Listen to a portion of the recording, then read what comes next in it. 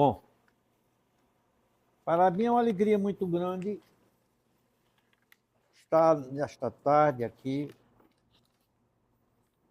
ratificando tudo que Jojó disse, que a Quinta Cultural do Instituto Histórico já passou a ser uma coisa que marca, já é uma coisa do nosso calendário. E dificilmente é casa cheia. Sinal de que os que vêm, todos são interessados no assunto. E é como já diz o Evangelho, onde 2 ou 3 se reúnem em meu nome, lá eu estarei, né? Muito bem. O nosso palestrante de hoje é o Coronel Ângelo Mário de Azevedo Dantas, que é da região do Potengi, mas suas raízes estão fincadas no Seridó, mais precisamente em Acari. Como manda o protocolo, para a gente não falar muito, que ele é que tem que falar, me perdoe, mas eu tenho que me escorar, senão eu caio. Ângelo, ele me informou que tinha 62 anos. Eu é que estou velho, porque eu tenho uma filha quase nessa idade, ele podia ser meu filho. Ele é filho do agricultor Mário Adelino, o nome de Adelino Dantas, já viu que é do Seridó. Adelino Dantas, que era um agricultor, e da senhora Iracema de Azevedo Dantas, dona de casa como era comum naquele tempo. Naquele tempo, mulher era para tomar conta de casa. Casado com a pernambucana Nilma Helena de Oliveira Dantas. O seu primeiro emprego, vale a pena a gente destacar, foi mecânico de automóveis. Como todos nós começamos a vida com alguma coisa assim. Eu fui comerciário, comecei a minha vida como comerciário. Sempre estudou em escolas públicas, e isso é um dado muito importante. Sinal de que o êxito que ele logrou na vida não decorreu de estudar em colégios pomposos, bem remunerados, mas em escola pública, o sofrimento da escola pública. E nessa escola pública ele atravessou várias escolas, vários colégios, mas ingressou na polícia, que é o seu pouso final, em janeiro de 1982, na condição de aluno oficial, após aprovação em concurso. Então entrou pela porta da frente. Concluiu o curso de formação de oficiais de nível superior na Academia de Polícia Militar do Paudalho, da PM de Pernambuco, em 1984. Vai ver que foi aí que ele conheceu a futura esposa de Pernambuco. É especialista em segurança pública e cidadania pelo Centro de Estudos Superiores Rômulo Vanderlei, da Polícia Militar do Rio Grande do Norte, que é da Polícia, é o curso que foi promovido. Rômulo Vanderlei era o jornalista, era o advogado, que, por sinal, é o patrono da minha cadeira. Na APICUM, Academia Potiguar de Cultura Militar. Exerceu inúmeras funções. Já daí em diante, todos nós já temos o conhecimento dele pelas funções que ele ocupou. No decorrer da sua carreira profissional, foi corregedor da Polícia Militar, diretor de ensino e diretor de apoio logístico. Foi comandante da Polícia Militar, comandante-geral da Polícia Militar, no período de 2 de janeiro de 2015 a 2022. Não, perdão. De 2015 a 22 de janeiro de 2016, data em que foi transferido para a reserva remunerada. Mas o importante de Ângelo, o seu currículo é rico, mas há uma coisa que é preciso enaltecer. Ele é doente pela pesquisa. É o homem que mais mexe nas datas das coisas e descobre que está tudo errado. Ainda hoje eu lendo o nosso grupo, já tinha uns negócios lá de umas datas. Então isso é muito importante, que às vezes a gente recebe informações de uma coisa e não é aquilo, é diferente. Escreveu um bocado, viu? Ele escreveu Cronologia da Polícia Militar do Rio Grande do Norte, 175 anos de história, de 1834 a 2009, no ano de 2010. Então, com certeza, deve estar vindo por aí uma complementação. Escreveu a história do Hospital Coronel Pedro Germano, que é o hospital da Polícia Militar, que tantos serviços presta à comunidade militar e civil. Foi lá onde teve guarida o nosso grande pianista Oriane de Almeida. Foi o idealizador e montador da Sala Histórica Tenente Luiz Rabelo, embrião do futuro Museu da Corporação. Que ele vai dizer, mas me parece que foi desmobilizado para no outro sentido. Lamentável. Aí me perdoe, mas não se pode fechar museu, porque isso é muito importante. Autor dos trabalhos de pesquisa e minuta de decretos governamentais que resultaram em inúmeras alterações da legislação, sempre em benefício dos seus companheiros da Polícia Militar. Estudioso e pesquisador de história militar, medalhista e heráldica. Sócio do nosso instituto, com muita honra para nós, admitido no ano de 2012. Aqui um pequeno detalhe. É torcedor do Alecrim, é coisa rara. Mas é um time maravilhoso, o único que foi criado com o escopo social, tirar os meninos da rua. Eu já pesquisei isso. E que teve tantos vultos importantes. Monsenhor Valfredo era alecrinense, Clóvis Mota era alecrinense. Então, parabéns por isso, porque o Alecrim é o segundo time de todos os outros times. É o segundo do coração. Se você é ABCdista, americano e tal, mas e depois eu sou alecrinense. Outro se torce pelo Alecrim. Esse clube tem estreita ligação com a Polícia Militar do Rio Grande do Norte, pois um dos seus fundadores foi o oficial da PM e respectivo comandante-geral por 3 vezes em período distinto, Coronel PM Solon Andrade de Araújo, genitor de um oficial do Exército que igualmente exerceu o honroso cargo de comandante-geral, Coronel Socígenes Andrade de Araújo, que eu conheci, esse eu conheci. Participou em vários estados da federação de mais de 50 eventos do tipo curso, simpósio, encontro, seminário, etc. Foi o idealizador da criação da APICUM. A gente discutiu muito sobre esse nome, mas não teve jeito, teve que ficar PICUM. Parece um pipoco, é APICUM, né? Mas, afinal de contas, é uma entidade que foi mentalizada por ele, fundada em 7 de julho. Olha, comemoramos o aniversário de 2021. Para mostrar que polícia não é só arma, não. Polícia é também cultura. Então, é essa a finalidade da nossa academia. Ele ocupa a cadeira 7, que tem como patrono o cardeal Dom Eugênio Salles.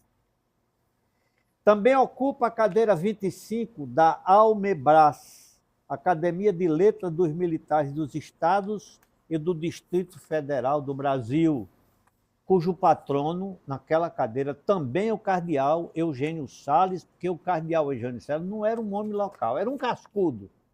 Ele é brasileiro no seu todo. Então é com muita alegria, porque nas nossas festas o relógio funciona muito. que eu conclamo o nosso querido Coronel Ângelo para nos se fazer presente e ministrar sua aula tão ansiada por todos nós. Tem a palavra. Opa. Ainda bem que eu não caí. Muito boa tarde. Me desculpem, eu não vou usar microfone. Acho que todo mundo está conseguindo me ouvir bem, né? Eu não sou muito adepto a esse instrumento, não. Embora seja necessário em algumas vezes. Quero aqui agradecer de antemão à nossa presidente Joventina por ter aceitado a nossa sugestão, né, de apresentar aqui esse material que é muito pertinente ao ano em que nós estamos vivendo, o ano em que a PM do RN completou, agora em junho passado, exatos 190 anos. Eu sinto muito orgulho de ter sido o autor da alteração da data de comemoração. Esses 190 anos só iriam acontecer no ano de 2026, porque até o ano 2010, a data considerada era 4 de novembro de 1836. Eu coloquei aqui de propósito para abrir a nossa apresentação os dois brasões da corporação, o antigo e o atual. Só muda praticamente questão de estética e as datas. 27 de junho de 1834, que é a criação real, e o 4 de novembro de 1836. Bom, feita essa pequena introdução, eu quero agradecer a presença de todos aqui, enaltecer os nossos colegas policiais militares, o Major Daniel e o Capitão Avelino, que vieram representando a instituição. Cumprimentar os colegas da Academia Potiguar de História e Cultura Militar, professor Carlos Gomes, que depois eu vou fazer um comentário, Sargento Vladimir, o nosso recém-ingresso Levi Pereira e a nossa querida amiga Daliana Cascudo. E lá no final, outro bombeiro ali, que é o nosso Tiago Tadeu.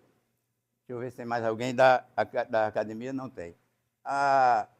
Nosso colega do presidente do Memorial do Legislativo, e tantos outros aqui, professor, colega alexandrinense, né? George Veras e todos, cumprimentar todos, enfim. Eu fico muito feliz em estar aqui nesse momento, porque os 190 anos aconteceram, era o que a gente mais esperava, né? Que essa data fosse reconhecida, a correção fosse feita e o que ocorreu em 2010. Vamos tentar explicar o que foi que aconteceu para que houvesse essa confusão de datas. Foi apenas e tão somente um erro de interpretação. A nossa apresentação tem um breve sumário. Se houver tempo, eu faço alguma apresentação a partir do número 2, denominações, personalidades, sedes e tal, se houver tempo. Mas o principal é a gente dizer por que a Polícia Militar teve essa mudança de data em 2010. Vamos começar de frente para trás. Não sei se estão conseguindo ler aí. O decreto estadual, eu não consigo decorar de jeito nenhum, é 21.705, de 21 de junho de 2010. Ele reconheceu as duas datas, o 27 de junho de 34 como criação, o 4 de novembro de 36 como organização. Nós vamos ver, com base no dicionário, os dois conceitos de criar e organizar. Vamos ver que a explicação está aí também, por isso que houve a confusão, tá certo? Então, depois do decreto, nós vamos para uma rápida radiografia das polícias militares do Brasil. Não toquei em nada. Vejam só, vou fazer um parêntese rápido sobre as criações de polícias militares a nível de Brasil. A década de 1830 é por demais importante no campo da segurança pública no Brasil. Foi nessa década, por ter o registro histórico de muitos acontecimentos importantes, né, do Brasil, como a abdicação de Dom Pedro I, a única alteração da Constituição do Império, a criação do Código Criminal do Império, Código Penal do Império, enfim, uma série de movimentos Brasil afora. É nessa década onde está registrada a maioria da criação das polícias militares do Brasil. E no Nordeste, nós temos apenas 2 estados que tiveram suas polícias militares criadas fora desse contexto, da década de 1830, que foram a de Bahia e a de Pernambuco, que no próximo ano, inclusive, vão se tornar bicentenárias. Foram criadas em 1825, portanto, vão se tornar bicentenárias agora no próximo ano. As demais do Nordeste, todas foram criadas entre 1832 a 1837. E a PMRN, esse gráfico pode parecer meio confuso, mas não é. O que é que está aqui em vermelho? É a data correta que ela ocupa hoje, a posição. Aqui em amarelo, Maranhão e Amazonas, era a posição que a Polícia Militar do Rio Grande do Norte ocupava. Vejam só, 17 de junho de 36, 4 de abril de 37. Ela era 4 de novembro de 36. Então, nós estávamos situados aqui. A tecnologia ajuda, mas também atrapalha, né? De vez em quando. Pois bem, então já esclarecido o que é que está em destaque em amarelo, em vermelho é a nossa posição atual. Em azul são as polícias militares que têm a mesma data de criação, como, por exemplo, Rio de Janeiro e Distrito Federal. Há quem conteste, Distrito Federal não deva ter a mesma data do Rio, mas tem que ter. Foi o que aconteceu, que é diferente, por exemplo, de Mato Grosso e de Goiás. Os dois Mato Grosso, Goiás e Tocantins. Em Goiás e Tocantins, o que foi que aconteceu? Houve a criação de um novo estado. Então, nasceu uma nova corporação. Em relação a Distrito Federal e Rio de Janeiro, não houve criação de nova polícia. Foi apenas a transferência do governo central do Brasil para o Planalto Central, em 1960.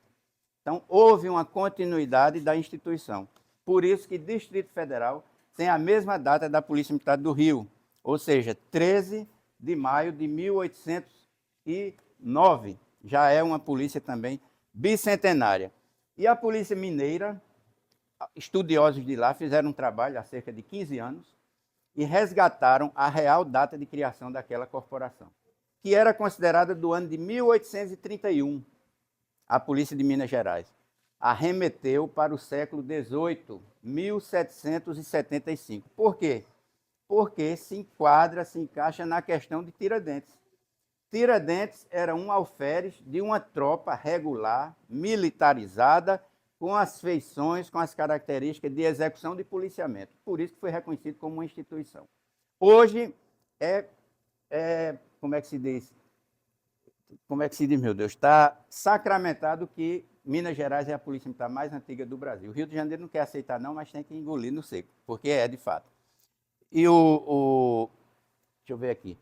9 de junho de 1775, Minas Gerais. Rio de Janeiro, Distrito Federal, 13 de maio de 1809. Inclusive, nós temos bombeiros aqui. O Corpo de Bombeiros do Distrito Federal também recebeu a mesma data do Corpo de Bombeiros do Rio de Janeiro. Ficou 2 de julho de 1856, quando Dom Pedro II criou o primeiro Corpo de Bombeiros do Brasil. O Distrito Federal levou também o seu Corpo de Bombeiros do Rio para lá, por isso que mantém a data histórica ainda do século XIX.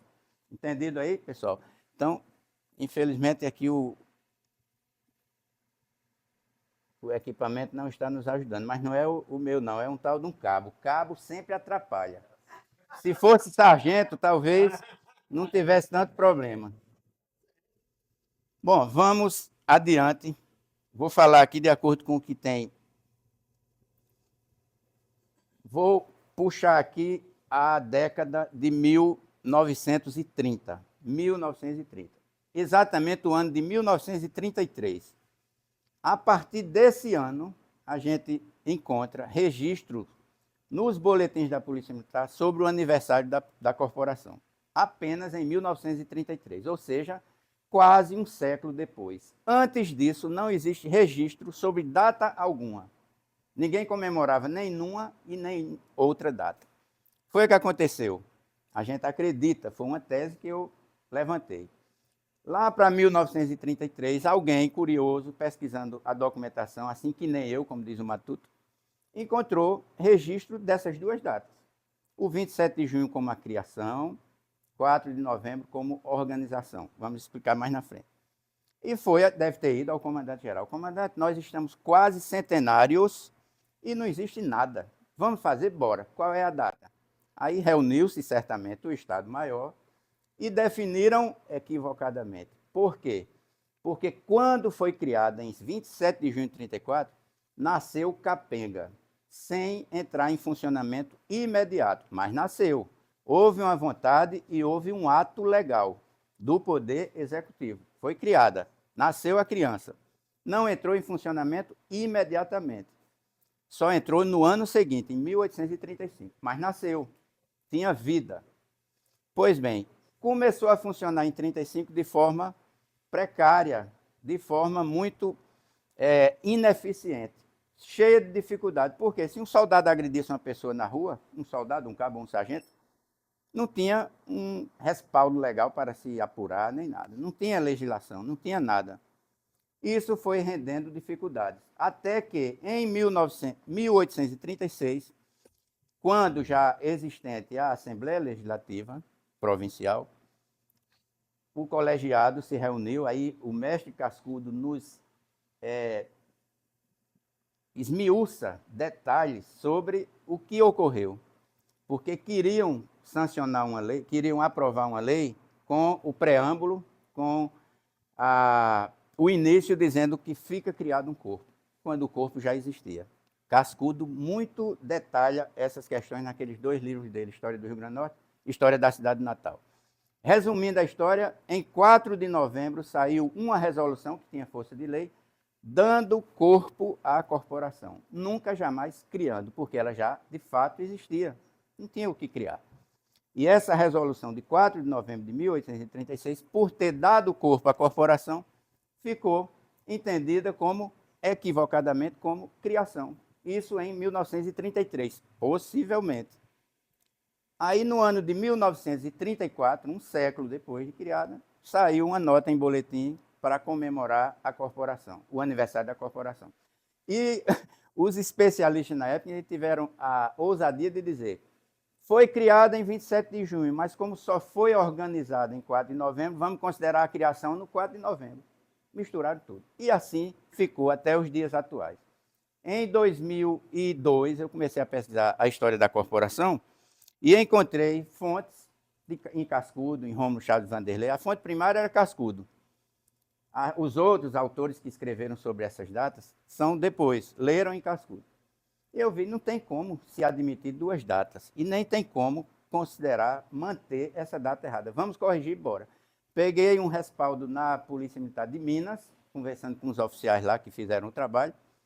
Lá foi por lei, aqui a gente resolveu por decreto. Fiz o trabalho e a gente conseguiu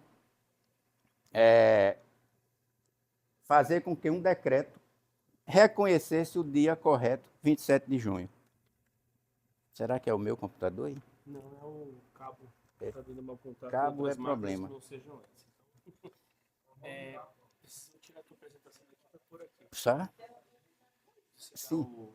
Pode, é melhor. Eu promover, né? Aproveitando a lei de promoção de praça, né?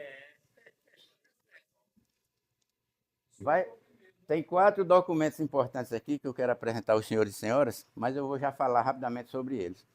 O trabalho que a gente fez, que resultou nesse decreto que reconheceu a data, teve como base 4 documentos ou 4 evidências muito importantes. A primeira delas, aquela famosa fala do presidente da província, aquele relatório que até hoje os governadores ainda apresentam perante o Poder Legislativo, né? Então, nesse documento está dito, documento de 1836, está dito o 27 de junho de 1834 que foi criado. Então, a gente já tem aí uma fonte dizendo qual foi a data. Segundo fundamento de muita importância também para que a gente chegasse a esse denominador comum. O orçamento da província, o primeiro orçamento da província, aprovado em abril de 1935. Tem um artigo, o artigo 4º desse orçamento, o orçamento destina uma verba e no artigo 4º fala que o governo terá que colocar em efetividade o corpo policial já criado. Não tem como se furtar essa realidade. Segundo fundamento. O terceiro é o próprio texto da famosa resolução de 4 de novembro. Em momento algum, esse texto fala em criar, fala apenas em organizar. E quais são os conceitos de criar e de organizar? Criar é fazer nascer, organizar é estabelecer um organograma de funcionamento, definir as suas diretrizes e etc. e tal. Então, o terceiro fundamento, já vimos, que é o próprio texto da lei. Tem umas passagens lá interessantes. O artigo 2º diz assim: este corpo fica elevado a 70 praças. Como é que eu estou criando uma coisa se eu elevo? Por que elevou a 70? Porque quando ele foi criado só tinha 40. Mais um fundamento. Lá na frente tem outro artigo que diz assim: o comandante terá uma gratificação X, o subcomandante gratificação Y e as demais praças o vencimento que já recebem. Mais uma evidência. E o quarto, para fechar com chave de ouro, o negócio é a gente ter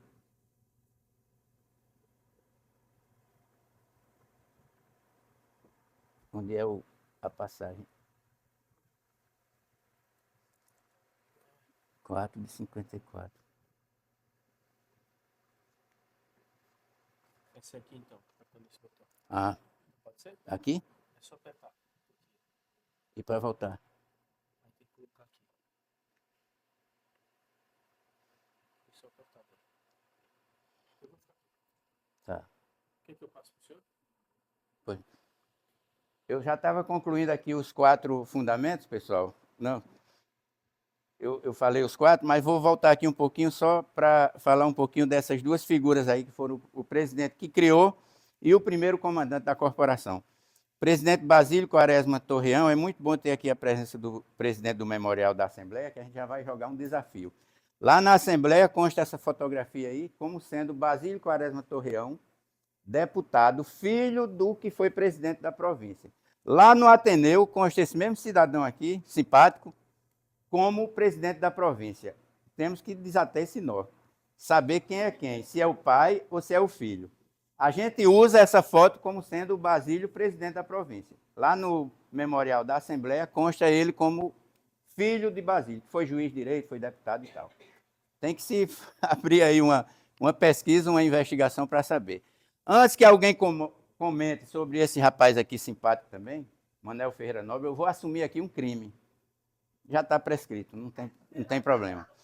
Esse rapaz aqui, quem conhece o Instituto e tal, vai ver que ele é bem parecido com o pai, que é Manuel Ferreira Nobre Júnior, primeiro historiador da província. Eu corri o risco de pegar, usando a tecnologia que a gente tem, colocar uma farda nele, abater um pouco a barba, dar uma ajeitada nos cabelos e colocar como o filho, como o pai. Mas sabe por quê? Porque remexendo aqui nos arquivos do Instituto Histórico, em 2008, mais ou menos, lá em cima, no mezanino, eu encontrei uma carta, me lembro de Daliana quando fala como é importante a história através de cartas, né? Então, uma carta de uma parente bem próxima dele, se dirigindo a outra e dizendo que o pai e o filho era mesmo que está vendo um e outro. Então, com base nessa carta que eu tenho uma cópia dela, uma fotografia dela guardada lá em casa, eu assumi esse risco. É melhor ter do que não ter. O cara ter, né? É melhor o cara ter do que o cara não ter, né? Então, pronto. Está lá na galeria de fotos dos comandantes. Uma filha não, uma sobrinha neta dele, diz que é, mesmo que está vendo pai e filho. A gente botou a farda e pronto. Abateu um pouquinho a barba e faz de conta que está aí. O Basílio Quaresma Torreão, eu acho que é mais complicado, né? Porque ninguém sabe quem é um e quem é outro. Bom, foi o presidente Quaresma quem criou a corporação, quem assinou a lei. O efetivo era 40 homens, aí 2 anos depois na organização já foi o presidente Aguiar, que por mera coincidência é o nome de uma rua onde minha esposa mora, lá em Recife, Avenida Conselheiro Aguiar. E o efetivo foi aumentado para 70 policiais. O maior aumento em toda a história da corporação, quase 100%. Foi logo no início, né? De 40 para 70. Os fundamentos que eu já contei aqui para os senhores, a fala de 7 de setembro, o orçamento de 35, o texto da resolução de 4 de novembro de 36 e um livro de ofícios expedidos, que esse é fantástico, vocês vão ver aqui. Aquele velho relatório, né, que todos os historiadores conhecem. E aqui, lá em cima, ó, 27 de junho de 1834. Então, fomos criados não tem para onde nessa data. O artigo 4º da primeira lei orçamentária é muito claro. O governo colocará em efetividade com urgência o corpo de polícia com o mesmo número marcado pelo extinto Conselho da Presidência, 40 praças. Essa lei é de 4 de abril de 35. Como é que a gente pode considerar a corporação de 36? Jamais. Mais um fundamento. A resolução que eu falei de 4 de novembro, eu vou colocar ela transcrita em Word, porque o texto original, o transcrito, ninguém entende. Mas o artigo 2º que eu comentei aqui com os senhores, este corpo fica elevado a 70 praças. Não se eleva aquilo que está lá do chão, né? Geralmente. Furriel é o hoje terceiro sargento. Antigamente não existia terceiro sargento, existia furriel. Tem funções administrativas dentro de uma corporação. Existia só o primeiro sargento, segundo sargento. Terceiro foi uma criação nova. O papel do terceiro hoje era feito pelo furriel. Esse cargo, vamos dizer assim, essa função pública militar está em extinção, praticamente. É como o alferes. Alferes hoje é equivalente ao aspirante, entre o oficial e a praça, mais ou menos aí. Outra, ainda no texto dessa lei de 4 de novembro, as demais praças continuam com o soldo que já recebem. Mais uma evidência que a corporação existia. Aqui é o documento a lei de 4 de novembro de 36, e agora vamos para o quarto e último fundamento, que esse é de suma importância também. Olha só como é que está escrito. Livro primeiro de registro dos ofícios emitidos. Parece 36 aqui, mas é 35, 1835. Aí vamos para o texto. Olhem aqui, julho de 1835. Esse documento é tão importante que ele revela o nome de um oficial médico do Exército, revela a primeira inspeção de saúde da corporação. Eu posso ler aqui para vocês, porque de tanto ler eu já decorei, não tem mais nem graça. Ilustríssimo e excelentíssimo senhor, representando o guarda, isso aqui é guarda, o soldado era guarda, representando o guarda do corpo policial do meu interino comando, Manuel Gomes Meira. Será que era parente do professor Carlos Gomes? Manuel Gomes Meira. Não poder fazer o serviço algum pelo impedimento de uma rotura que tem na virilha esquerda, sirva-se Vossa Senhoria de inspecioná-lo, comunicando-me por escrito o resultado para poder, com legalidade, dirigir-me ao excelentíssimo senhor presidente. Deus guarde a Vossa Senhoria. Era um fechamento de ofício, né? Quartel na cidade de Natal, 17 de julho de 35. Ilustríssimo senhor doutor cirurgião-mor Bernardo Luiz Alves Chaves. Assina Manuel Ferreira Nobre, comandante interino. Então, tínhamos comandante, tínhamos soldado doente em 1835. Não pode a corporação ter sido criada em 1836. Esse documento é de fundamental importância. E eu acredito que aqui eu vou terminando a explicação técnica, porque foi que a corporação mudou de data. Ela não mudou bem de data, ela mudou a data de comemoração. Concordam aqui com poucas palavras que o 27 de junho tem que ser considerado, não é?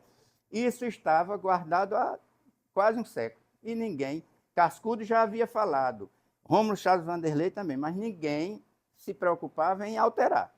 E sempre a PM comemorando o aniversário no dia 4 de novembro de 36, equivocadamente. Equivocadamente.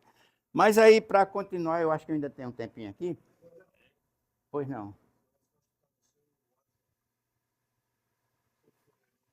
Tá bom.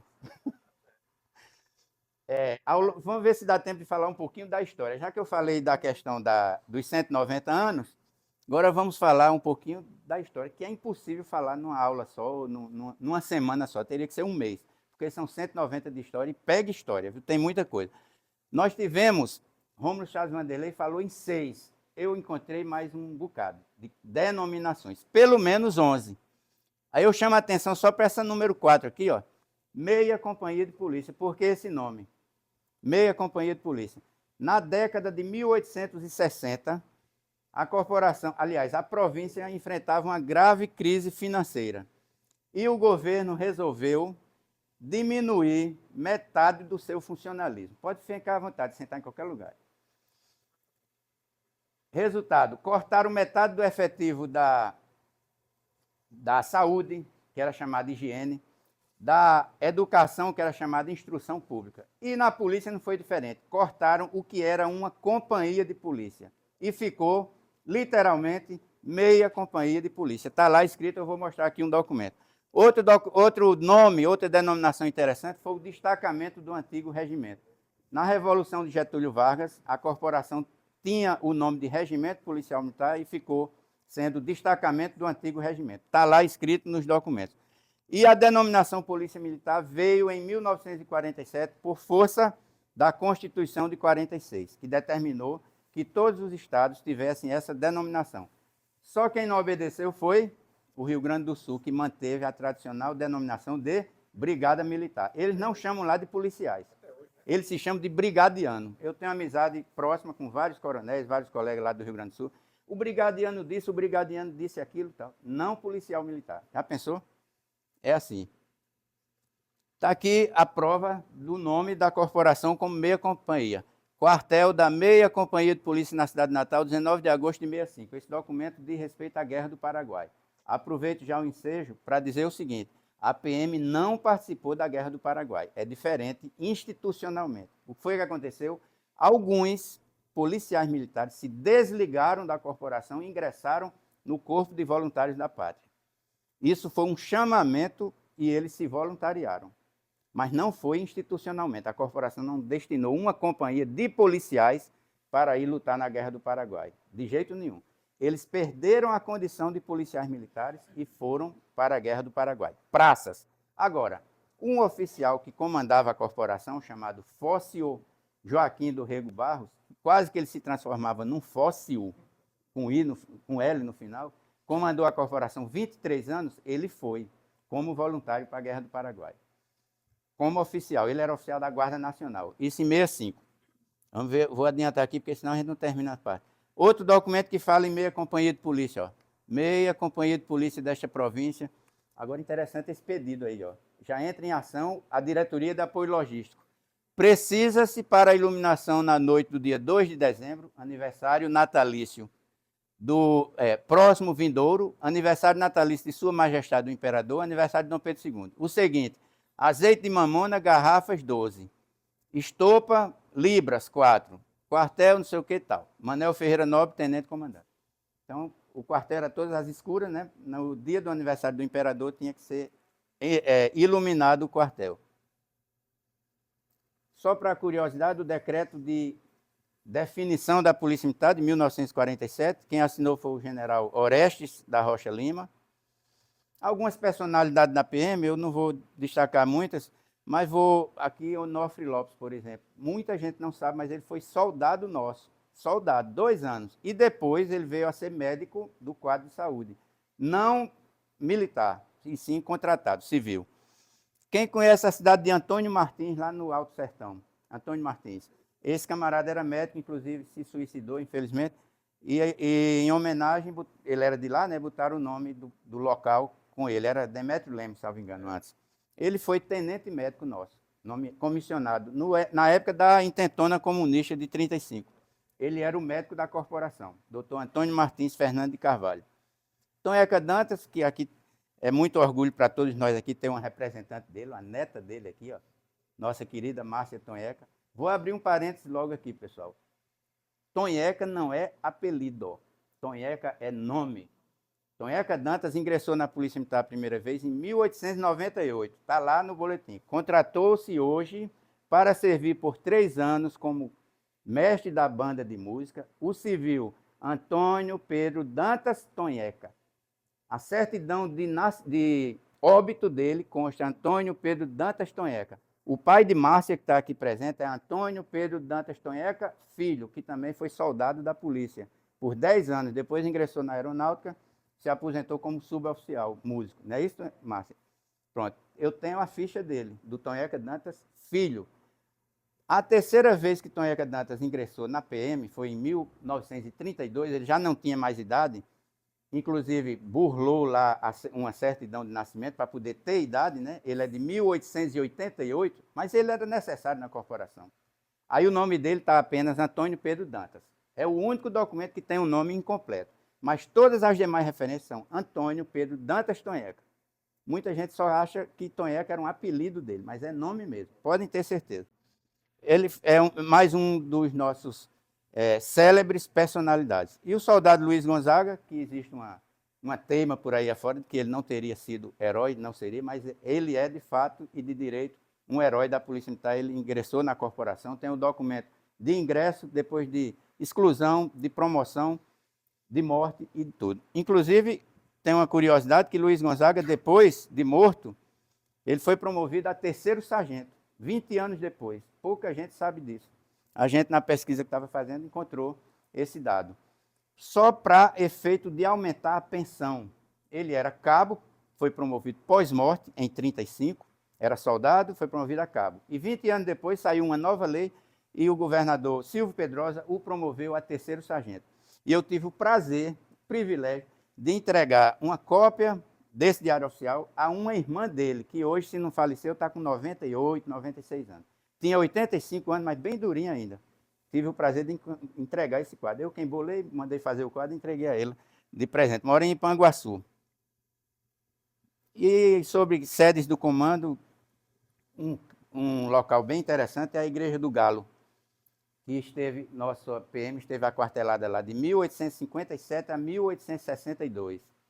Era um corredor da Igreja do Galo. Cascudo já fala isso também. Lá na Ribeira estivemos, hoje o quartel ainda existe lá, é o Sindicato dos Arrumadores, na esquina da Frei Miguelinho com Silva Jardim, quase em frente à Receita Federal. O professor Carlos Gomes pintou um quadro desse prédio. Outro lugar que a gente esteve aquartelado foi lá em São José do Mipibu, mas eu vou voltar aqui só. Aqui o quartel da Ribeira, como era e como é hoje. Aliás, essa foto já tem uns 15 anos, fui eu que fiz também. Esse quadro aqui é sobre, essa placa é sobre o nascimento de Frei Miguelinho, que nasceu exatamente nesse território aí. Eu passei aqui um slide sem querer. Eu queria voltar. Conhecem esse prédio, né? Onde é o Winston Churchill. A PM também esteve... Não, senhor. Aqui é o Winston Churchill. Olha o relógio aqui famoso. Então, a PM estava aquartelada aí, junto com o Exército. E começou a haver teimas, começou a haver confusão entre soldados de uma corporação e de outra. Chegou ao ponto de haver morte, de um lado e de outro. O governador Pedro Velho mandou a PM se recolher para São José do Mipibu. Passou lá 3 meses, até a poeira baixar. Quando eles voltaram, vieram lá para a Ribeira. Mas a PM esteve aí 3 vezes, nesse mesmo quartel. Teve aquartelada aqui 3 vezes. Deixa eu ver aqui mais uma coisa. Barão do Mipibu. Só a pesquisa é dinâmica, né? Todo dia a gente encontra novidade. Então, a mais recente foi essa aqui, ó.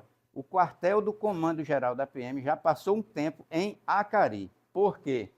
Porque o comandante era o Fóssil, o velho Fóssil, que detinha uma confiança muito grande no presidente da província, e lá estava havendo a revolta do quebra-quilos, em Acari.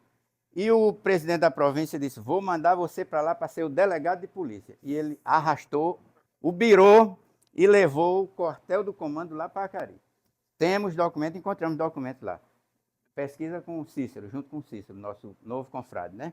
Ele achou a questão do quebra-quilos, o nome de Fóssil como delegado, mas não sabia que Fóssil era o comandante. E ele arrastou o comando para lá. E tem documentos da PM. Quartel do comando do Corpo de Polícia na cidade de Acari, na vila de Acari, tanto de 1875. Mais uma descoberta recente. Por isso que eu sempre digo, eu não sei quase nada da Polícia Militar, porque todo dia a gente encontra uma novidade. Pensa que sabe tudo, não sabe. Sobre os episódios, nesses 190 anos, são inúmeros, né? Do mais recente, eu digo assim, ocorrências de grande vulto que a PM foi envolvida, foi obrigada a atuar.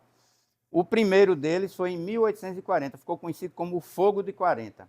Quando a gente ouve falar nessa história de fogo, é confronto com bala, com tiro, não é isso? O fogo da Caiçara, o fogo lá de Caicó, o fogo da Pedreira, que foi no tempo de Cangaço e tal. E o fogo de 40 foi uma grande confusão em Açu, que recebia o nome de Vila Nova da Princesa. Foi necessário todo o efetivo da capital ir para lá. E passou 6 meses. A bronca lá foi grande, foi pesada. Morreram 2 policiais e um oficial da Guarda Nacional. O negócio lá foi desmantelado. Ficou conhecido como o Fogo de 40. Guerra do Paraguai, eu já falei, né, que a PM não foi como instituição, ela foi alguns de seus policiais. A Intentona Comunista de 35, que é um outro grande momento histórico da corporação, um momento de muita eficácia, né, na necessidade de muita atuação da polícia para conter. Vou ver aqui. Isso aqui é só por curiosidade. Como é bom a gente falar com as pessoas antigas, né? Esse camarada aqui, professor, o senhor é sempre 100%. Juarez Távora. Juarez Távora foi um dos líderes da coluna Prestes, preso lá no Maranhão. E ele foi conduzido por um policial do Rio Grande do Norte, de um lugar para outro.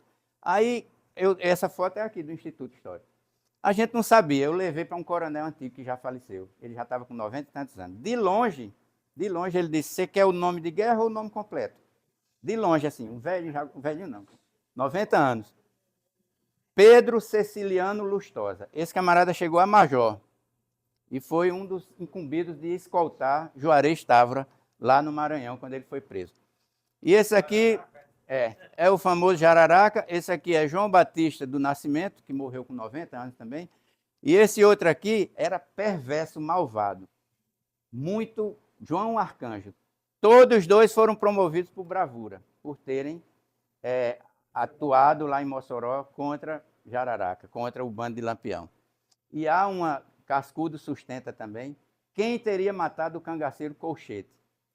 Aí se a autoria vai para um camarada lá de Mossoró, um tal de Manuel Duarte, que foi quem atirou. Agora, um tal de um Cabo Pastel, que Cascudo relata, foi quem terminou de matar. Tudo indica. De faca, de punhal. E ele foi logo transferido para Natal depois. A gente encontrou fotos dele, tem um bisneto dele, que foi candidato a deputado estadual, subtenente Pastel, e tem outro sargento que tira guarda lá no QCG, que é bisneto dele também. Leonel da Silva Pastel. Desse tamanho não tem quem dê nada por ele, mas foi lá, depois que o cabo recebeu um tiro, foi lá e danou como é o nome? Sabre. Sangrou, pronto. Mas os grandes historiadores do cangaço não admitem. Por isso que eu deixei de me envolver com eles, porque eles não aceitam quando alguém diz alguma coisa. Cascudo diz, eu encontrei a promoção de Pastel no boletim da PM, eu acredito no boletim da PM. Está lá. Promovo a terceiro sargento, o cabo graduado Leonel da Silva Pastel, por seu heroísmo demonstrado em Mossoró, tal. Eu confio no boletim da PM, está lá. Os boletins de 1927. Os cabos não querem aceitar de jeito nenhum porque viram noutras fontes. Essa foto eu botei aqui só por curiosidade, porque é histórica. Estão vendo aqui um Tiradentes? Ó? Alguém conheceu o médico, o doutor Irã Diogo Fernandes? Esse cidadão era o pai dele. E eu consegui essa foto através de um filho do doutor Irã, que é coronel da PM. Coronel Marcos Alexandre Cortez Fernandes. Um gosta muito de pedalar e tal, já está na reserva. Pois bem, essa tropa aqui é a PM se preparando para embarcar para São Paulo, na Revolução de 32. Essa bendita metralhadora está lá no nosso museu. Esse canhão está logo lá na frente do quartel, sem as rodas, mas é ele que está lá. E esse cidadão, era sargento, ele tinha uma grave alergia a gilete. Aí ele era liberado pelo médico para não fazer a barba. Por isso que está aqui. Essa foto está lá exposta no QCG, quem tiver a curiosidade de ver. Foi uma conquista da gente também através de pesquisa. E o famoso tenente Alberto Gomes, que morreu em São Paulo durante a Revolução de 1932. Morreu em combate. Foi promovido, inclusive, por bravura, pós-morte, a primeiro tenente. Tem várias coisas no nome dele. A Vila de Sargentos lá no Alecrim, tem o nome dele. Já viram essa foto também, né? Foi feita mais ou menos de meio-dia, quando o governador estava visitando o quartel, logo depois da intentona comunista de 35. Tudo isso aí foi bala de metralhadora e de fuzil e de outras coisas mais. O velho quartel da Salgadeira. O corpo de oficiais da PM em 36, veja só como era pequeno, né? Aqui tem muita gente importante, como esse aqui, por exemplo, ó. Esse aqui é o avô do doutor Ives Bezerra.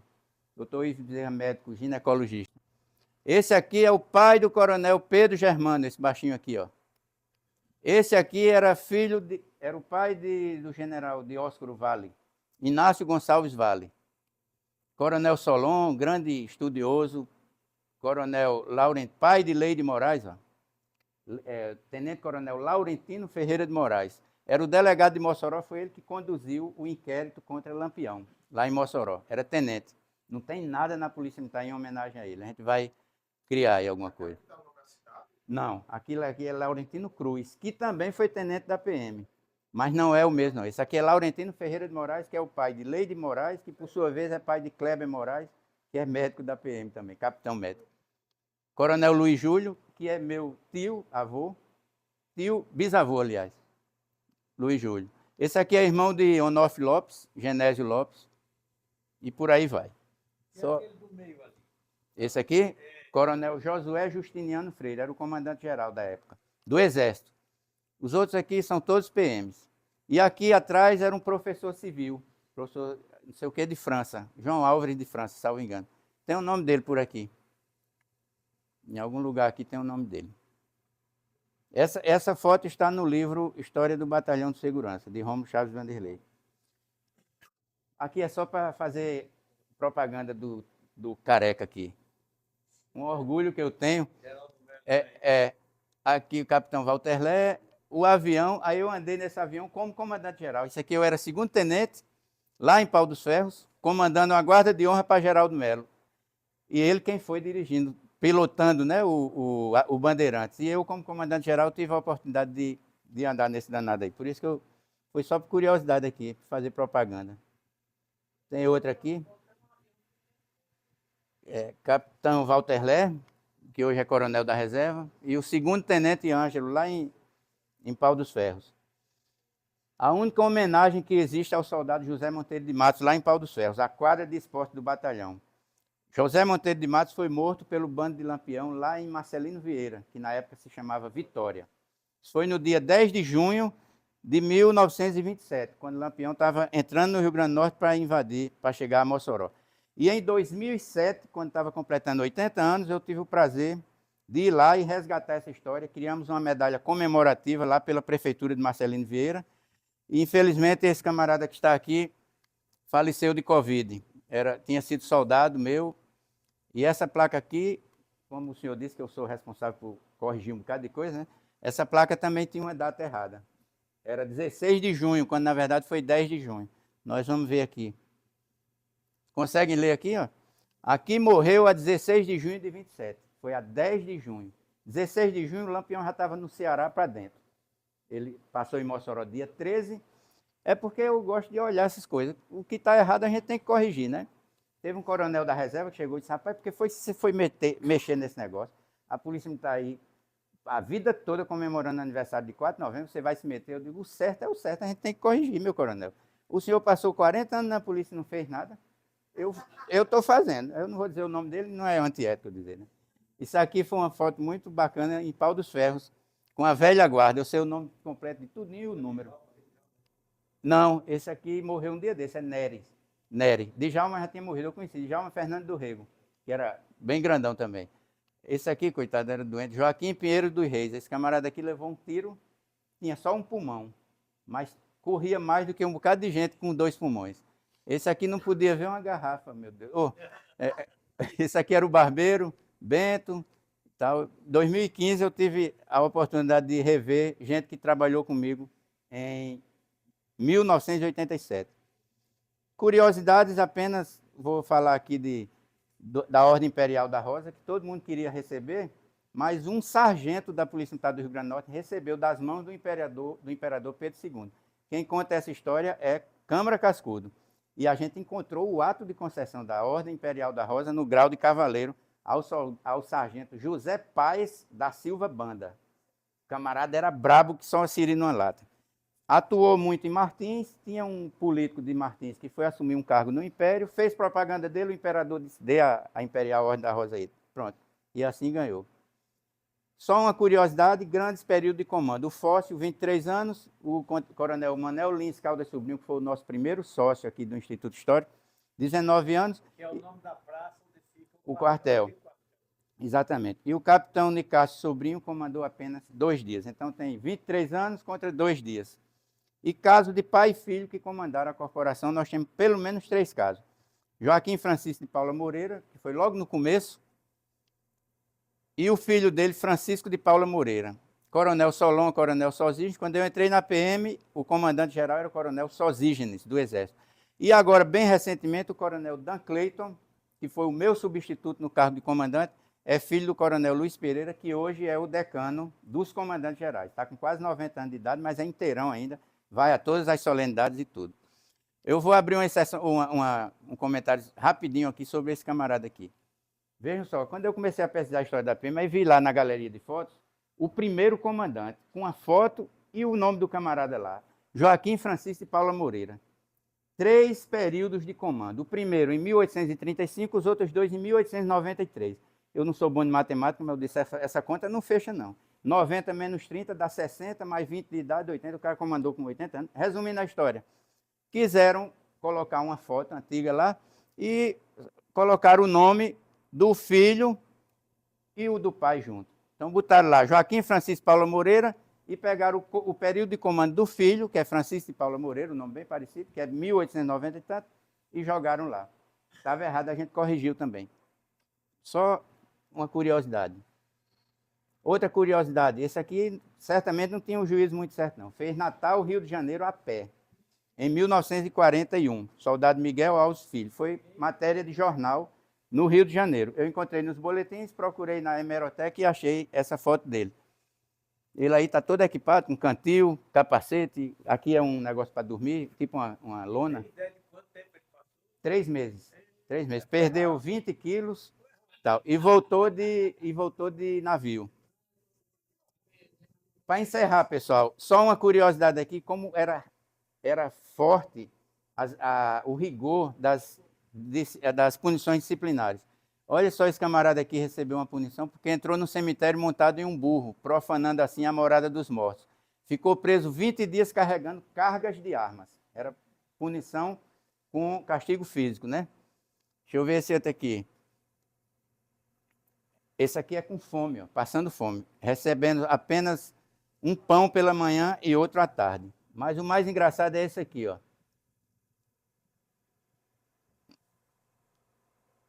Era proibido, nesse período aqui, aplicar punição corporal e tinha gente que não gostava muito de banho também, ó. Fica impedido até que apareça limpo do corpo e da roupa em 1900.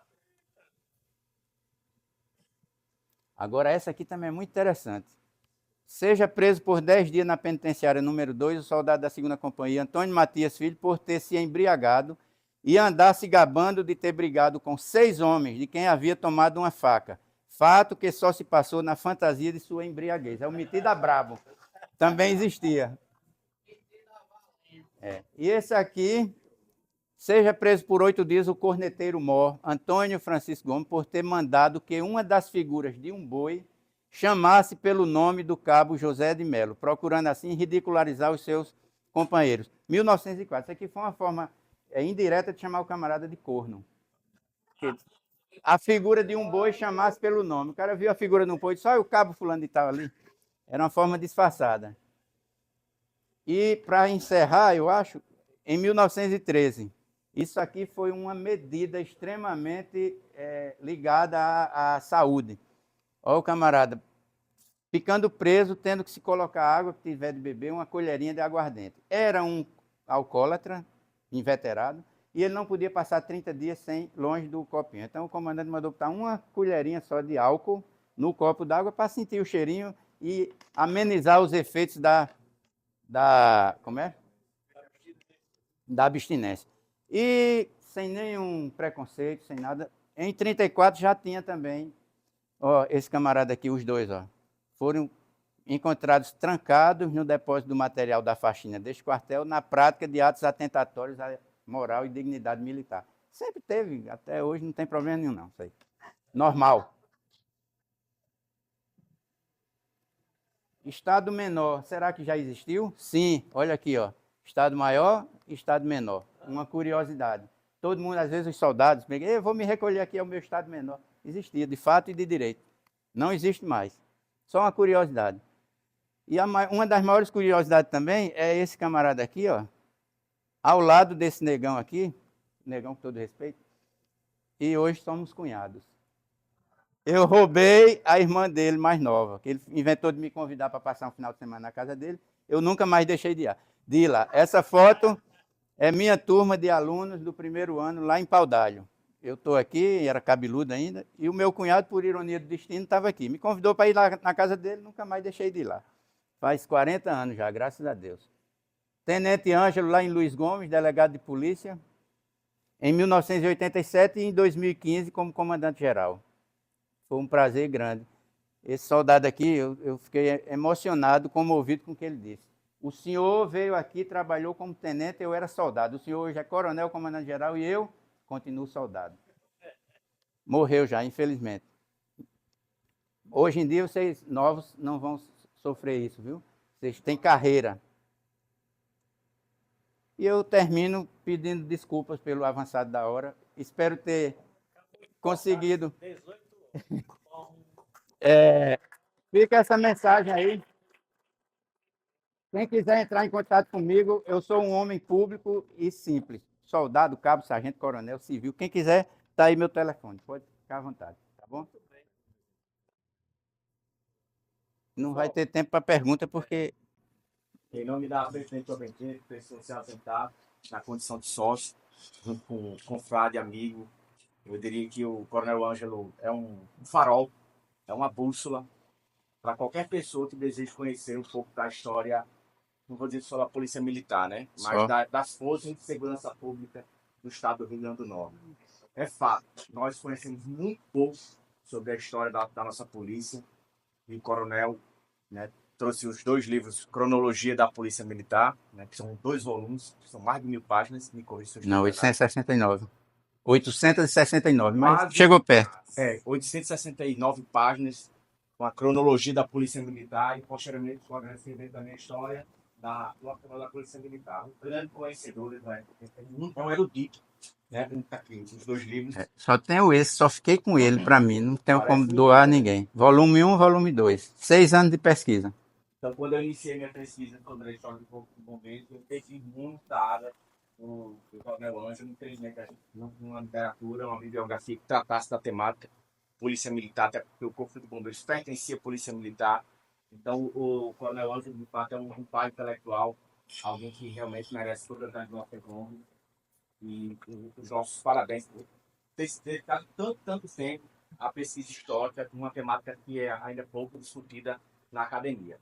Então, meus parabéns e agradecer a presença de todos vocês aqui na nossa Quinta Cultural e até a nossa próxima quinta. Sobre Feiras de Benguela, o próximo semana acrescente. Cadê?